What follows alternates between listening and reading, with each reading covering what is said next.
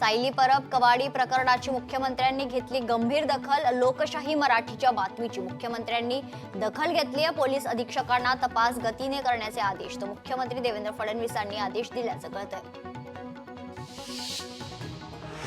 नागपूरच्या मिहानमध्ये संत्रा प्रक्रिया प्रकल्पाचं उद्घाटन देवेंद्र फडणवीस नितीन गडकरींच्या हस्ते उद्घाटन करण्यात आलंय। बाबा रामदेव आचार्य बालकृष्ण यांची प्रमुख उपस्थिती। भागेश ओसवालला येरवडा पोलिसांकडून अटक। भागेश ओसवालचा मेडिकल रिपोर्ट पोलिसांच्या हाती। तो ओसवालला पोलीस ठाण्यात मित्रांकडून खाण्याची सोय। राज्याच्या मंत्रिमंडळाची आज बैठक। अर्थसंकल्पाच्या पूर्वसंध्येला मंत्रिमंडळाची बैठक तर संध्याकाळी 7 वाजता सह्याद्री अतिथीगृहावर बैठकीचं आयोजन। संतोष देशमुखांच्या हत्येला आज 3 महिने पूर्ण। 3 महिन्यानंतरही देशमुख कुटुंबीय न्यायाच्या प्रतीक्षेत। हत्येला 90 दिवस उलटूनही आरोपी कृष्ण आंधळे अद्याप फरार।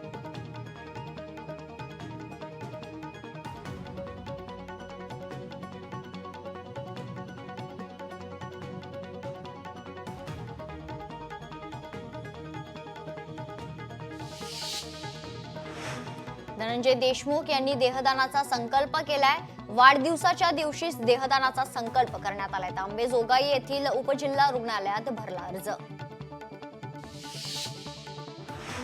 सतीश भोसलेच्या विरोधात शिरूर शहर बंद। तर सतीश भोसलेच्या अटकेसाठी ओबीसींचाही मोर्चा। ओबीसी आंदोलक लक्ष्मण हाके देखील सहभागी होणार।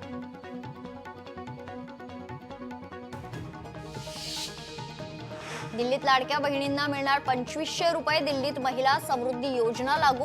मुख्यमंत्री रेखा गुप्तांची महत्त्वाची घोषणा।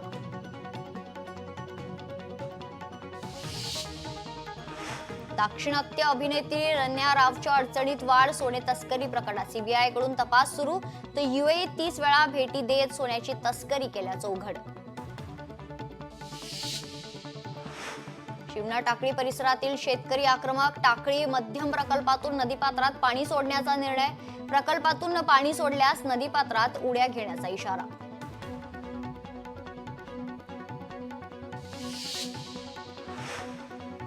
गौरव आहुजाची मेडिकल तपासणी पूर्ण। ससून रुग्णालयातील वैद्यकीय तपासणी पूर्ण। तर तपासणी पूर्ण झाल्यानंतर आहुजाला येरवडा पोलीस स्टेशनला पोलिसांनी आणलं।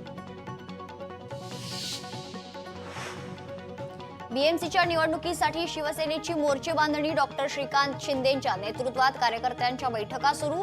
मनपा निवडणुकीसाठी विधानसभा निवडणुकीचा फॉर्म्युला वापरण्यात येणार आहे। लाडक्या बहिणींना मार्चची रक्कम 2 दिवसात मिळणार। महिला दिनी एकाच महिन्याचे अनुदान खात्यात जमा झालेत। मुंबईत शिवसंवाद दौरा संपन्न। महापालिका निवडणुकीच्या दृष्टिकोनातून वॉर्ड निहाय कामाचा घेतला आढावा। बैठकीत शाखा प्रमुख आणि कार्यकर्ता उपस्थित। संतोष देशमुख हत्येप्रकरणी मुख्य आरोपी कृष्ण आंधळे अद्यापही फरार। तर कृष्ण आंधळेला शोधण्यासाठी पोलिसांचा तपास सुरू। दुसरीकडे सतीश भोसलेला अटक कधी होणार असा प्रश्न निर्माण झालाय।